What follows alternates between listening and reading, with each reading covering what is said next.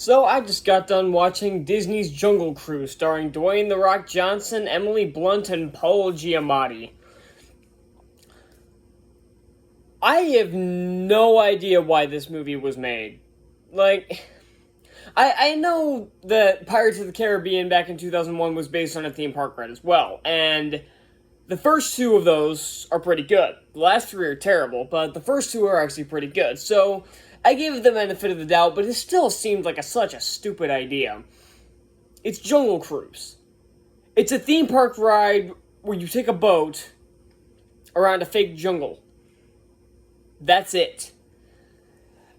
So it seemed like there was no story to be had here. And to be fair, Pirates of the Caribbean was basically being on a pirate ship. That's all it was. But they got creative with it. So as long as as long as it was in the right hands, the movie could be pretty good.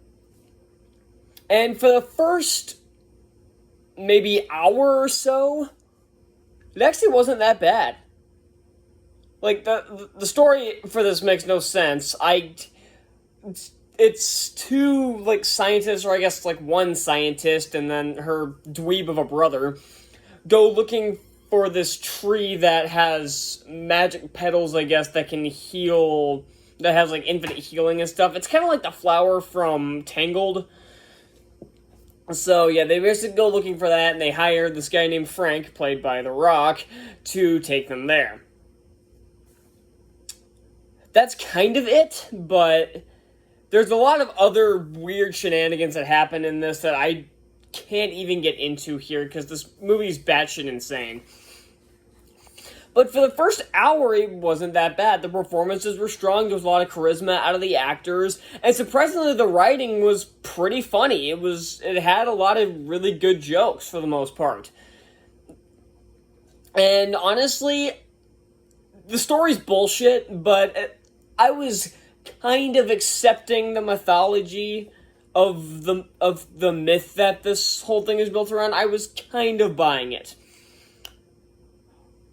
But then everything goes off the rails in the second half.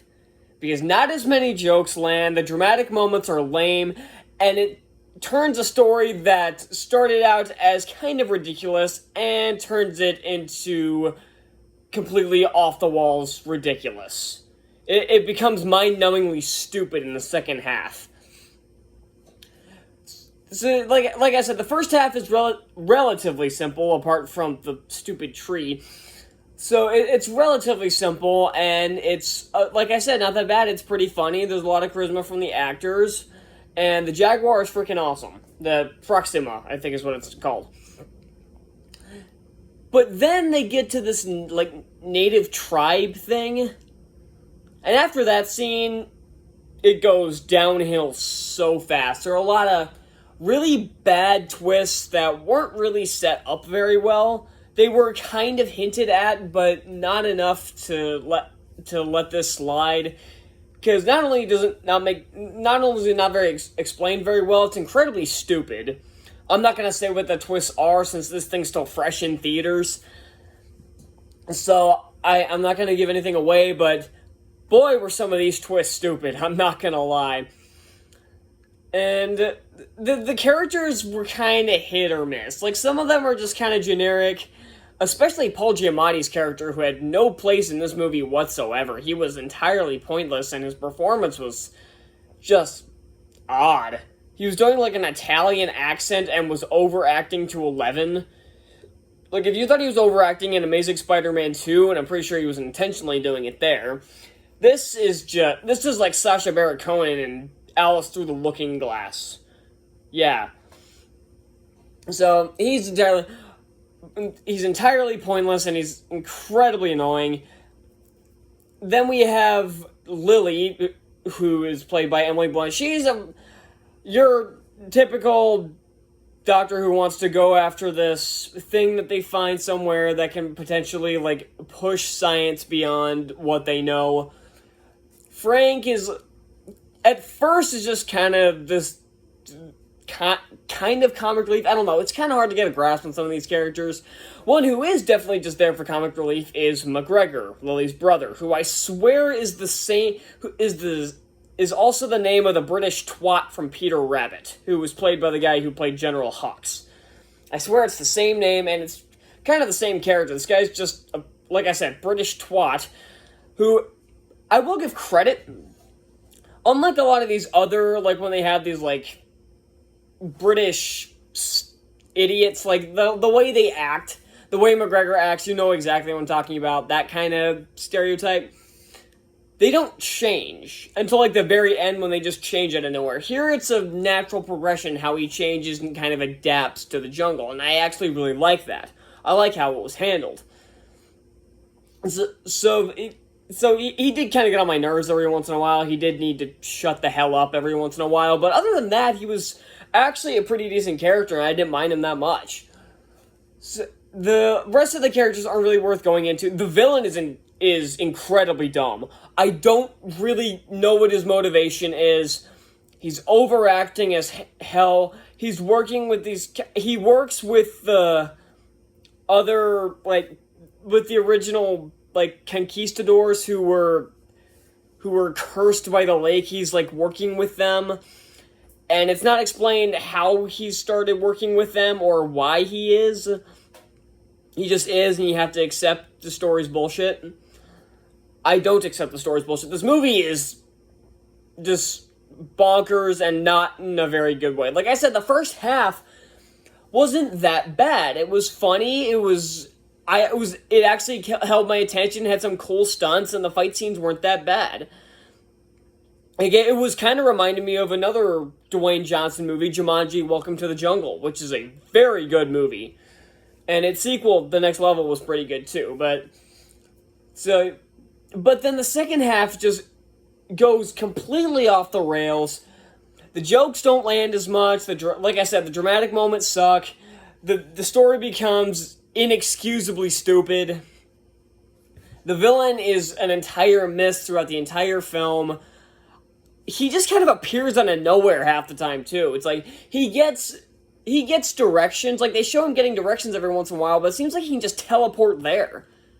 I still don't understand how he beat Frank and Lily to the end point, to where they're going. I still don't know how he beat them there.